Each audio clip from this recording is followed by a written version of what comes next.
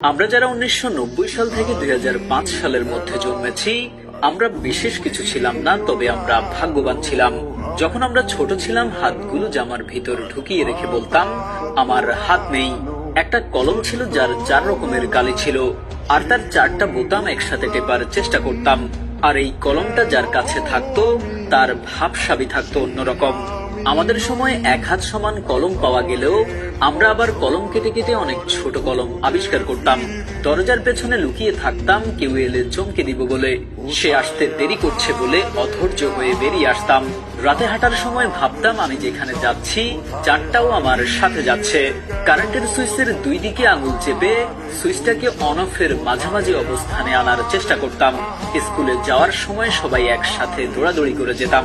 ক্লাসে কলম কলম খেলা, খাতায় ক্রিকেট খেলা, চোর ডাকাত, বাবু পুলিশ ও 10-20 খেলতাম। অনেক সময় স্কুল ফাঁকি দিয়ে কয়েকজন বন্ধু মিলে ঘুরতে যেতাম, আড্ডা দিতাম, আরো কত কি। 1 টাকার রঙিন বা নারিকেলি আইসক্রিম, হাওয়াই মিঠাই খেতে না পারলে মনটাই খারাপ হয়ে যেত। হঠাৎ আকাশ দিয়ে হেলিকপ্টার গেলে সবাই রুম থেকে বের হয়ে আকাশের দিকে তাকিয়ে থাকতাম। স্কুল ছুটি হলে দৌড়ে বাসায় আসতাম। মিনার কার্টুন দেখবো, সিসিমপুর দেখবো।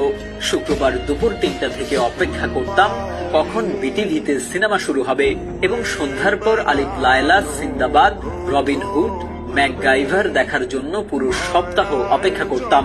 ফলের গুটি খেয়ে ফেললে দুশ্চিন্তা করতাম, পেটের ভেতর গাছ হবে কিনা।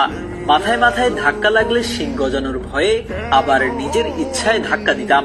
কেউ বসে থাকলে তার মাথার উপর দিয়ে ঝাঁপ দিতাম, যাতে সে আর লম্বা হতে না পারে। বিকেলে কুতকুত